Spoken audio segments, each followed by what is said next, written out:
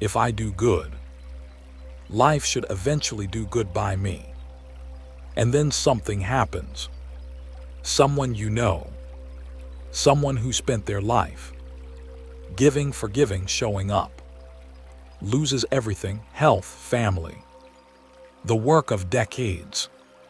And across town, or just down the street, someone who has spent their life taking, lying, leaving damage in their wake, seems to move through the world untouched. And the belief cracks. Not loudly, not all at once, just a quiet fracture, a cold feeling that something in the universe is not keeping its side of the agreement. Before you go any further, sit with this honestly for a moment. Has there been a time in your own life when you felt this? When the math simply did not add up? Every morning before sunrise, someone arrives at the same meditation hall. They have been coming for years, sitting, breathing, returning. But beneath every meditation, the same unanswered question keeps waiting. If karma is real, why did this happen to me? We will come back to them. Before answering the question, notice something stranger. The way you ask it may already contain the misunderstanding. Why do bad things happen to good people? Something in the way it is formed already tells you something. Something you have not looked at yet. We will get there.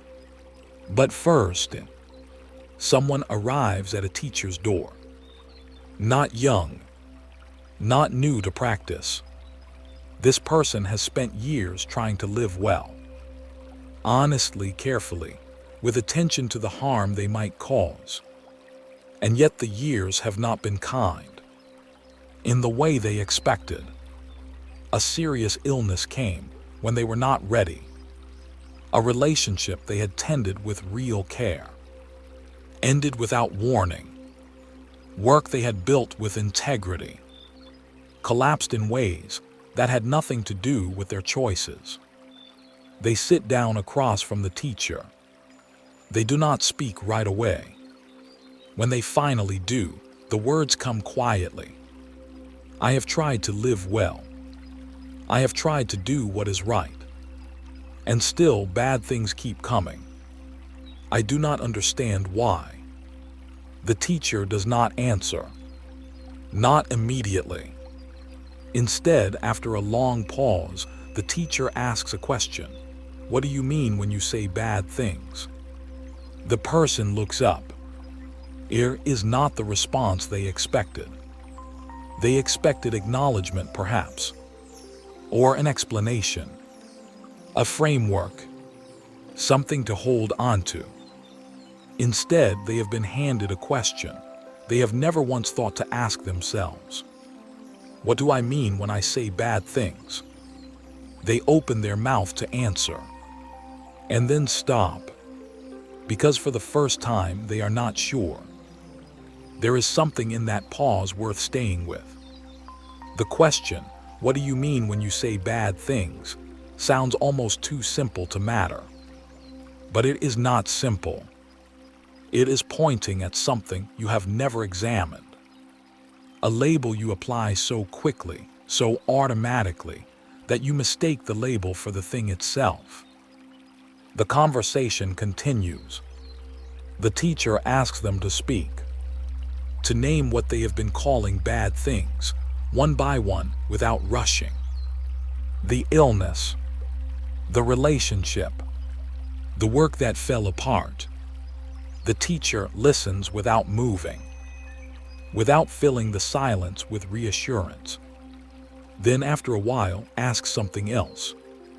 In those years, what did you learn? The person is quiet for a long time. What comes back is not what they expected. They learned where their actual limits were, not the limits they had imagined.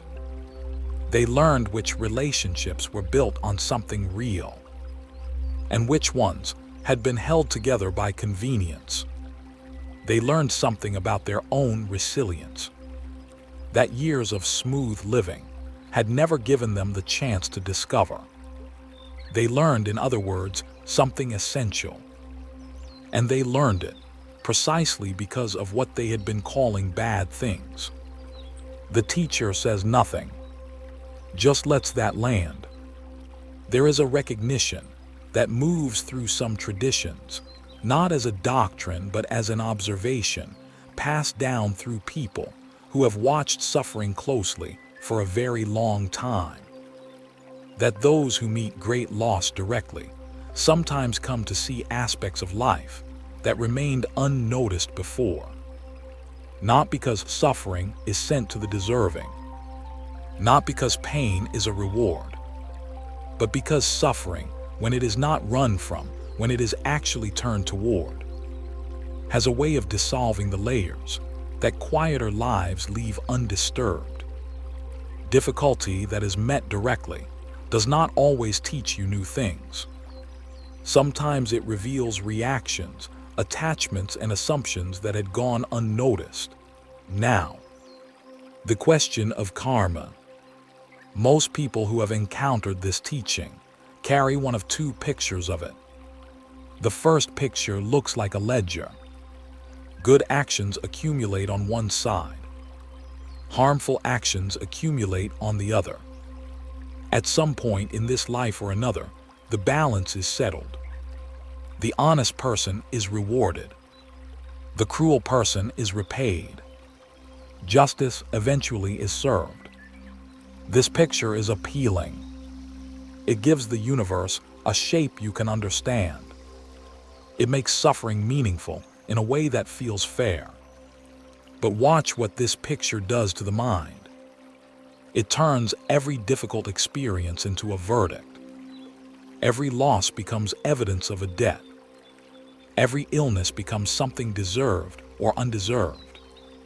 Every moment of unfairness becomes proof that the ledger is broken. And so you spend your life auditing, comparing, asking whether the numbers add up. They never quite do. The second picture swings the other way entirely. If karma is not a justice system, then perhaps it is simply chaos, random, mechanical, events arising without meaning, suffering distributed without logic. This picture is also unsatisfying, not because it is necessarily wrong about the randomness of events, but because it leaves you with nothing to learn from difficulty, nothing to observe, nothing to turn toward. Neither picture is the teaching. What the teaching actually points to is something harder to hold in the mind, and perhaps that difficulty is the point. Karma, as the early texts describe it, is not a reward system. It is not chaos either. It is the natural unfolding of cause and effect, a movement so intricate, so layered across time and condition, that no single mind can trace it completely. There is a phrase that appears across contemplative traditions, in different languages, pointing at the same thing, that karma, in its full depth, is beyond the reach of ordinary thought. Not because it is mystical, but because the web of causes that has produced this moment, this body, this mind, these circumstances, extends further back and wider than any analysis can follow. And here is what that means in practice. The mind that keeps trying to fully explain why bad things happen, that mind is attempting something that cannot be completed. Not because the question is wrong, but because it is reaching for a kind of certainty that this particular question cannot deliver. At some point, the reaching itself becomes the suffering. The person sitting across from the teacher has been quiet for a while now. Something has shifted in the room. Not dramatically, not with sudden tears or relief. Just a very slight loosening of something that had been held very tightly for a very long time. The teacher speaks again, gently, not as a conclusion, as an observation. As long as the mind wants to keep good things and push away bad things, it will keep dividing the world in two. And in a world divided in two, there will always be something on the wrong side. Always something that should not be here. Always something that should not have happened. The person listens. This wanting, this deep, habitual pull toward the pleasant and away from the unpleasant, is not a character flaw. It is not laziness or weakness. It is simply how a mind, shaped by craving, moves through the world, reaching for what feels safe, recoiling from what feels dangerous. And in that movement, in that constant reaching and recoiling, the division between good and bad is created fresh, moment after moment. Not by the universe, by the mind doing what an untrained mind does. The teacher pauses. In the relative world, the world of daily life, of bodies and relationships and consequences, there is a real difference between health and illness, between connection and loss, between a life that opens and a life that closes. These differences matter. They are not to be dismissed. But underneath that relative world, something else is true. The illness and the recovery are made of the same substance. The loss and the gain arise from the same source. The moment of breaking and the moment of wholeness are not as far apart as they appear. This is not a comfort offered to make suffering easier to bear. It is something that can only be seen directly, and only when the mind stops trying to arrange the world into the version it prefers. Have you ever noticed the question you keep asking about why bad things happen, what happens inside you in the moment you ask it? Not the answer, the asking itself. There is something more difficult than accepting bad things, and it is this: recognizing that the question itself, why is this happening to me? Why is this happening to someone who deserved better? Sometimes keeps you tethered to the pain longer than the pain itself would have lasted.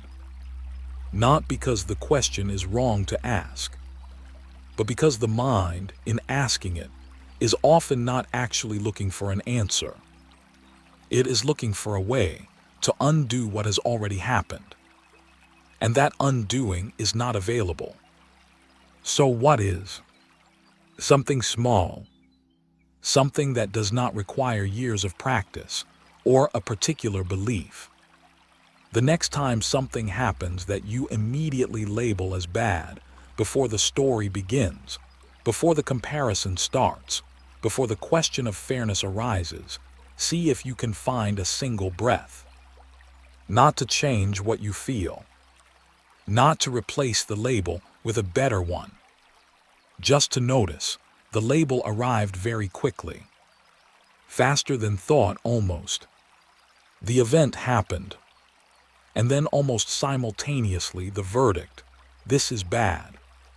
This should not be happening.